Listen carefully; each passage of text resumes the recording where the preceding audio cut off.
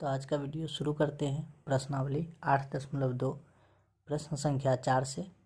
प्रश्न संख्या में क्या कह रहा है 4 में देखते हैं कि कह रहा है कि बताइए कि निम्नलिखित में कौन कौन सत्य है या असत्य है, कारण सहित अपने उत्तर की पुष्टि कीजिए। तो यहाँ पे बताना है कि यहाँ पे sine A plus B is equal to sine A plus sine B दिया गया है। तो इसको बताना है कि ये कंडीशन सत्य है या असत्य है, इसके साथ साथ कारण भी देना है। तो सबसे पहले हम देख लेंगे, कारण देख लेते हैं कि किस आधार पे हम सत्य असत्य कहेंगे। तो यहाँ पे कह रहा है कि ए प्लस बी, तो यहाँ पे देखेंगे, मान लेते हैं, माना कि ए बराबर कोई भी वैल्यू साइन थीटा का, मतलब थीटा का कोई भी वैल्यू ले सकते हैं। तो यहाँ पे हम ले लेते हैं 30 डिग्री, और जो है कि बी का वैल्यू ले लेते हैं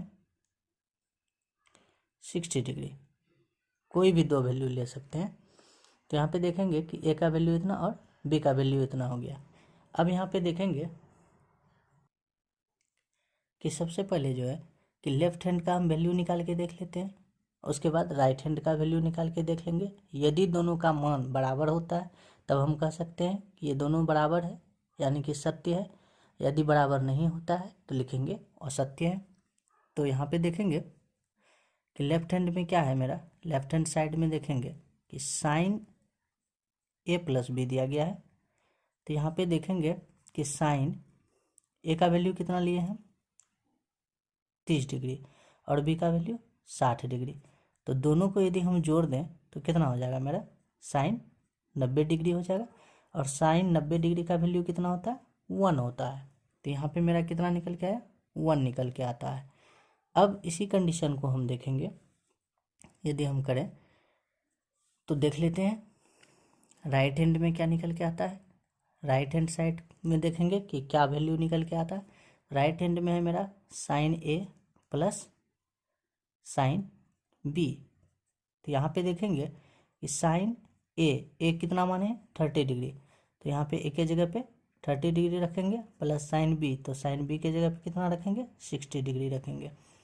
तो अब यहाँ पे देखेंगे कि साइन ए 30 डिग्री का वैल्यू कितना होता है 1/2 होता है, और प्लस 60 डिग्री का वैल्यू √3/2 होगा।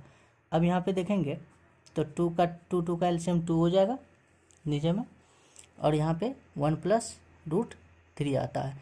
तो यहाँ पे देख रहे हैं कि किसी भी सिचुएशन से हमको 1 और इसमें दोनों में बहुत सारा अंतर है, तो इसको हम बराबर नहीं कर सकते हैं। कहने का तात्पर्य है ए और बी का जो भी वैल्यू होगा वो इस कंडीशन के लिए, यानी कि जो साइन इंटू ए प्लस बी और साइन ए प्लस बी दिया गया है, ये किसी भी स्थिति के लिए बराबर नहीं हो सकता है, चूँकि दोनों का मान जो है बराबर नहीं निकल रहा है। तो देखेंगे यहाँ पे, इसलिए यहाँ क्या देख रहे हैं, left hand side is not equal to right hand side, है ना, दोनों बराबर नहीं है। अतः जो है क्या है, कथन क्या हो जाएगा, असत्य हो जाएगा कि दोनों बराबर नहीं है। तो क्या हो जाएगा, असत्य हो जाएगा, यह आंसर हो जाएगा। चूँकि वहाँ पे कह रहा है कि बराबर, प्रश्न में क्या क्या कह रहा है बराबर, तो यहाँ पे बराबर तो नहीं हो रहा, इसलिए कथन क्या हो जाएगा, असत्य हो जाएगा।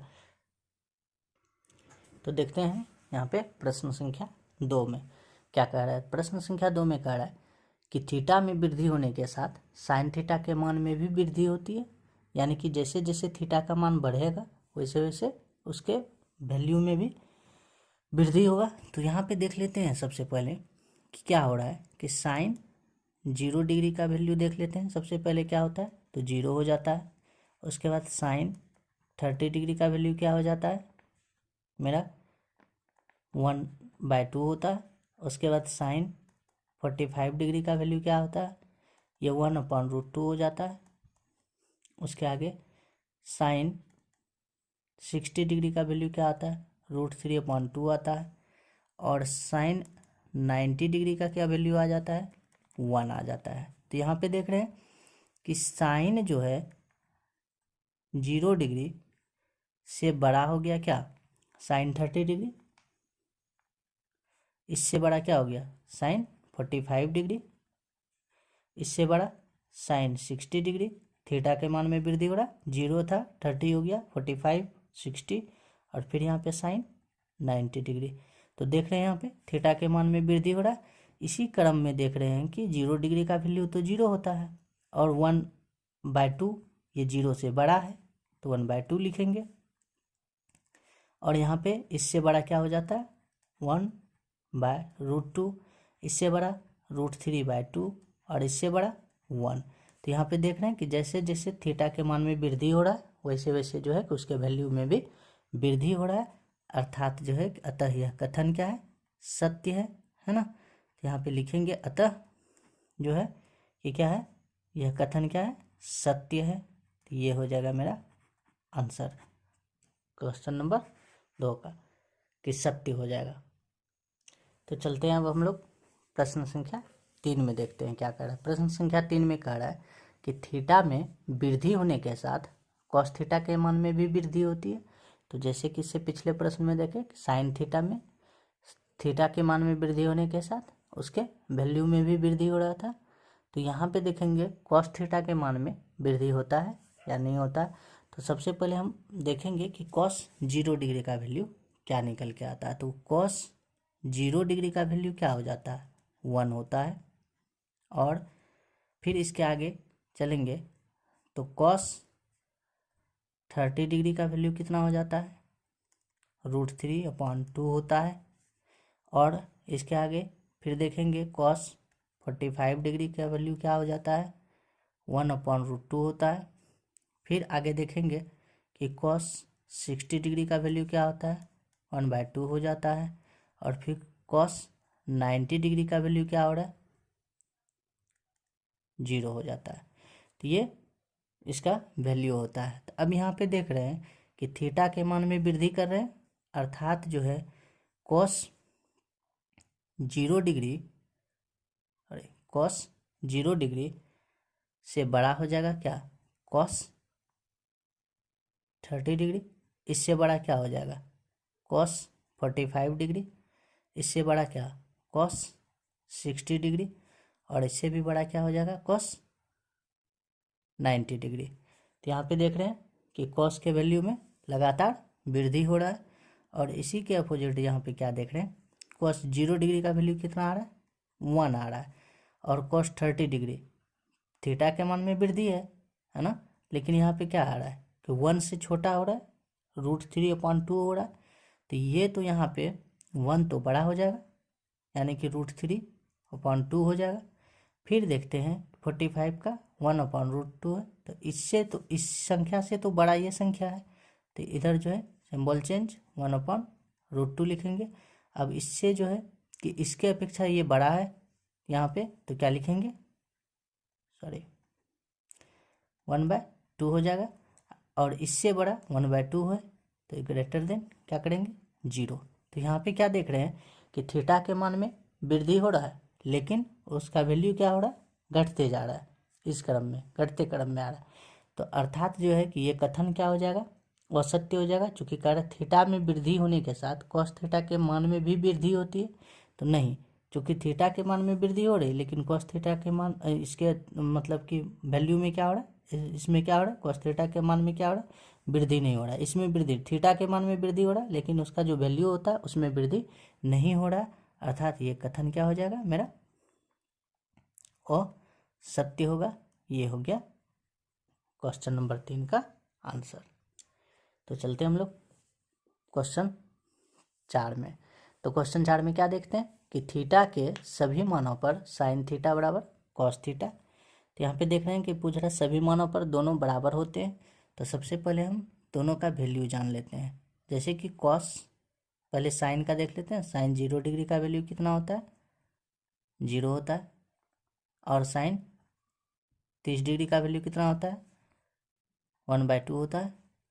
और साइन 45 डिग्री का वैल्यू कितना होता है, 1/√2 होता है। और साइन 60 डिग्री का वैल्यू कितना होता है, √3/2 होता है। और साइन 90 डिग्री का कितना वैल्यू होता है, वो 1 होता है। अब यहाँ पे देखते हैं दूसरी तरफ कि कॉस का। तो कॉस 0 डिग्री का वैल्यू कितना होता है, 1 होता है। और कॉस 30 डिग्री का वैल्यू कितना हो जाता है, √3/2 होता है।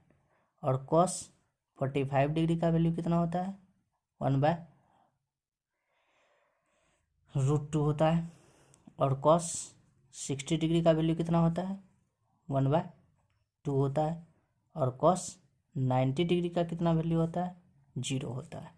तो यहाँ पे देख रहे हैं कि यदि दोनों में तुलना किया जाए तो कह रहा है थीटा के सभी मानों पे, यदि एक मान रहता तो चलता, लेकिन जो है कह रहा है सभी मानों पे। तो यहाँ पे देख रहे हैं कि साइन 0 डिग्री का वैल्यू 0 आ रहा है, लेकिन कॉस 0 डिग्री का वैल्यू कितना होता है, 1 होता है।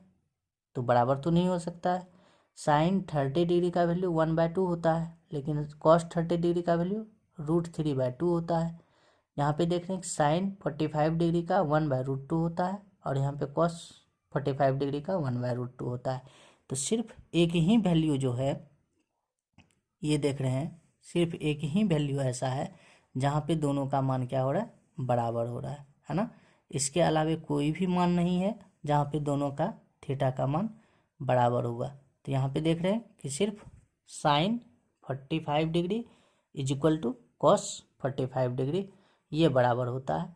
शेष यहाँ पे देख रहे हैं कि साइन 60 डिग्री का √3/2 और इसका 1/2 होता है, इसका वैल्यू 1 होता है तो इसका वैल्यू 0 हो जाता है। अर्थात ये कथन कर है सभी मानों पे कर है, इसलिए जो है ये कथन भी क्या हो जाएगा, असत्य हो जाएगा, असत्य हो जाएगा, है ना।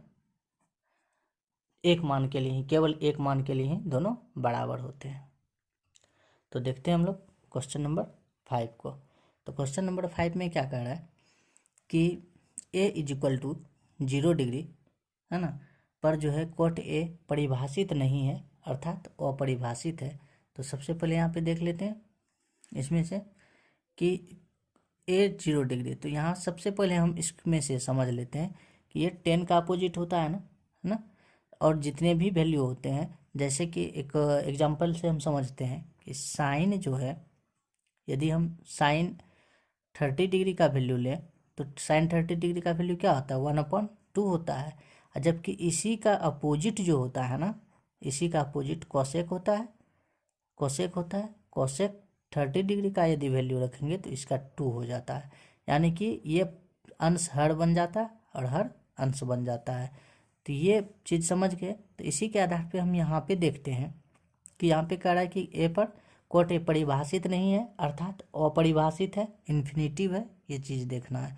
तो सबसे पहले हम देख लेते हैं कि 10 जो है 0 डिग्री का वैल्यू क्या आता है, 10 0 डिग्री का वैल्यू क्या आता है। तो 10 0 डिग्री का वैल्यू हो जाता है 0, 10 0 डिग्री का वैल्यू 0। तो यहाँ पे देखते हैं, यहाँ पे ये भी समझ लेते हैं कि 0 कैसे होता है। तो जैसे कि हम लोग फॉर्मूला देखें ना, tan a is equal to sine a upon cos a, value निकालने के लिए भी सीखे होंगे इस प्रकार से। तो यहाँ पे देखते हैं 10 0 डिग्री का, तो 10 0 डिग्री बराबर तो sine 0 degree upon cos 0 degree. तो साइन 0 डिग्री का वैल्यू क्या होता है, 0 अपॉन 1, तो डिवाइड करेंगे 0 निकल के आता है। तो 10 0 डिग्री का वैल्यू तो 0 होता है। अब यदि हम यहाँ पे बात करें कोट 0 डिग्री का, तो क्या हो जाएगा, इसी का अपोजिट हो जाएगा, अर्थात 1/0 होगा। और जब किसी भी संख्या में 0 से भाग देते हैं तो वहाँ पे क्या निकल के आता है, मेरा इन्फिनिटिव आता है, अर्थात अपरिभाषित आता है। यदि किसी संख्या से देंगे तो 0 हो जाएगा, जैसे कि यहाँ पे देख रहे हैं, यहाँ पे 1 से भाग दे रहे हैं 0 में तो 0 होगा।